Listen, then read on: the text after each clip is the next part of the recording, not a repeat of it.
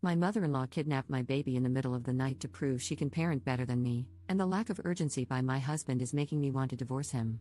Posted by u/TW5676. I made a throwaway for this because my husband knows my username, and I don't feel like being surrounded by any more drama right now. So, a little backstory. My husband is an only child, and his mom has always been very involved. We got along somewhat, but she always sort of crossed some lines.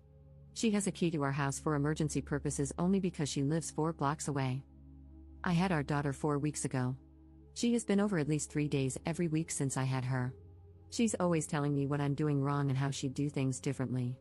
The baby is up every 2 hours at night, and she insists she'd sleep through the night if she could stay at grandma's. I told her I'm not comfortable sending a breastfed baby away overnight at just 4 weeks. This past week, she kept pushing the issue no matter how many times I said no. Last night, we put the baby in her crib. We stopped room sharing because the baby was so loud I couldn't get any sleep whatsoever, so my husband has been getting her when it's time for her to feed. My husband fell asleep early, and I dozed off. I woke up 4 hours later and started to panic because she hadn't made any noise. I was sure she had died of SIDS. I went into her room, and she was gone. I froze and started screaming her name around the house like she would somehow pop out, as if it were all a joke. My husband woke up in a panic and just screamed, "What's going on?" over and over. I ran to my phone to call 911 and saw a picture message from my mother-in-law of my sleeping baby in her arms with the caption, "Sleepover at Gam Gam's." I was immediately enraged. I screamed so hard I almost vomited. I called her and saw red. I told her I was coming to get the baby and that she would never see her again, and to never contact our family again. My husband decided it was best if he went to get her. When he came back, he said his mother had let herself in to give us a break, that she was sure we'd hear the text, and she thought we would be thanking her for a night's sleep. I do not give a flying F. I hate her. I cannot forgive her for this. My husband thinks I need to calm down, that we just need to get our key back. His lack of urgency about the situation makes me want to divorce him. We have never had any issues before this, but this feels like a deal breaker to me. I already had postpartum anxiety, and now it's through the roof. I don't feel safe in my own home with my family. I hate my mother-in-law. I hate my husband. When I think about what happened, I sob uncontrollably. I can't sleep now that I know I can't protect my baby when I sleep.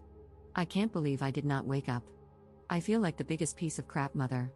If any real danger had come, I would have let my daughter down. Am I overreacting for wanting a divorce or for never wanting to see my mother-in-law again? My husband and mother-in-law think it's my hormones and that I have overreacted.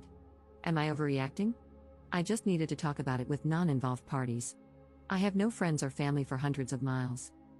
Oh, and she also fed her formula while she had her, but that's the least of my worries. It still infuriates me because breastfeeding has been really hard for us. Commenter. I have a 16-month-old, and your story made me sick to my stomach. Here's what I would do. Pack a bag for me and the little one. Go to a trusted family member, friend, shelter, or hotel. Go to the police. Make sure dear husband understands that he either stands by you and your little one, or it's a divorce. She kidnapped your newborn from her crib, when you and he were at your most vulnerable, sleeping at night. If a mother and her infant can no longer feel safe in their own beds, that's the most existential fear you can have. This is sickening. Commenter edit. On the existential fear, deep down, we're still cavemen, driven by a desire to procreate and protect our young. The empty crib embodies the worst fear of a cavewoman coming true. It means the saber-toothed tiger got our baby in the night. The hope for our future, which we created at a huge expense to ourselves and loved, is gone. And of course, what happened with your mother-in-law is not the same as that scenario, but this is the first thing your lizard brain processes the moment you see that empty crib. That feeling is going to stay and may mean you'll never feel secure going to sleep again. This is why it's so important to realize just how serious a breach of trust this is. Update 1 day later. I just wanted to give everyone a quick update. I didn't respond, but I've read every comment, and the support I've received has meant so much to me. I bawled reading them because I finally felt like someone was on my side. I called my mom late last night, and I got a hotel. I refused to tell my husband where I was going but assured him that the baby and I would be safe. My mom is disgusted by what I've been through. She's getting on a plane today to come help me. This entire experience has pushed me to the point where I need therapy, so today my first order of business is getting a therapist set up ASAP. I've decided to be alone for a while, and when I'm ready, I'll go with my husband to see if there's a chance to move past this. Right now, I still don't want to, but I also agree that I'm not in the right place to make life-changing decisions. Either way, I can never move back into that house. I don't know what my plan is beyond the next few days, but I'm just going to take it day by day for now. As for my mother-in-law, I'm going to the police today to find out how to get a restraining order. She and my husband keep saying, but she was safe. She was never in danger. I disagree. My mother-in-law is clearly not mentally capable of caring for a child. Who knows what else she would do because she feels she knows best.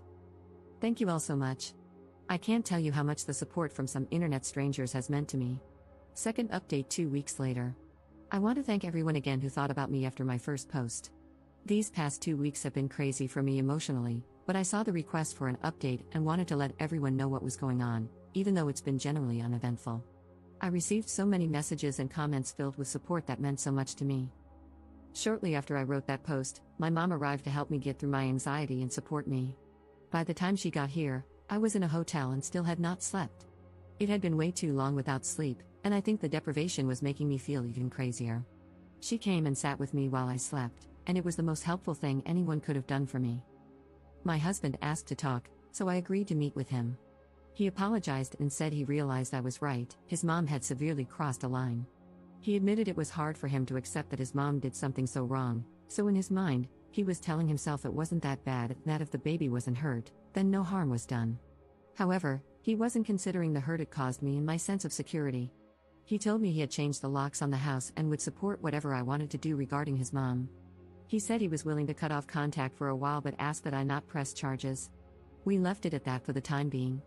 I told him I'd think about what he said and keep in touch. Shortly after this happened, I received a lot of texts from his family, offering their support and apologizing for what happened. They assured me that no matter what, my baby and I are family and that we have their support. That meant so much to me. Having people finally back me up gave me some peace of mind. A few days after seeing my husband, we met up again. He brought me a letter from his mom. I considered just throwing it out, but I decided to read it. It was a very long-winded apology. She basically said that she feels sick about what she did. She admitted that if someone had done the same thing to her when her husband was young, she would have wanted them to die. She's terrified of losing me as a daughter-in-law and losing her grandchild, but she said she's going to keep her distance. She asked me to reach out if and when I am ready. I still haven't reached out to her, and I don't know if I will. I feel like her letter might be genuine, but I don't think I will ever trust her again for obvious reasons. I feel like she sees it as an easier to ask for forgiveness than permission kind of situation.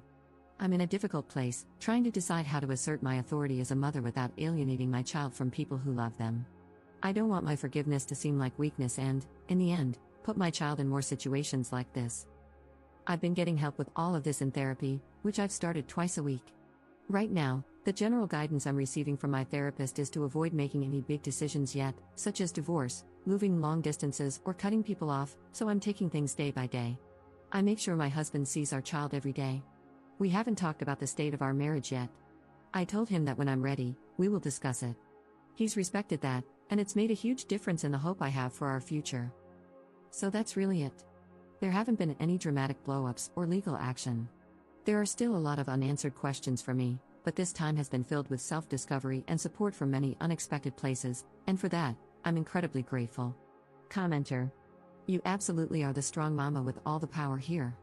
You are lucky that your mother-in-law seems to have recognized her transgression.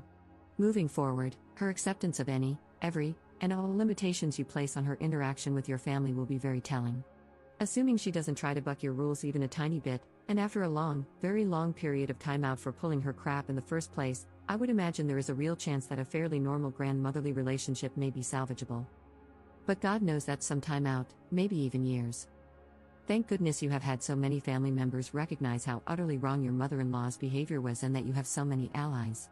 I know it must feel like the entire world is untrustworthy right now, but with some time, a lot of love, and patience, you and your baby will be right as rain. Your hubs has a lot of groveling to do.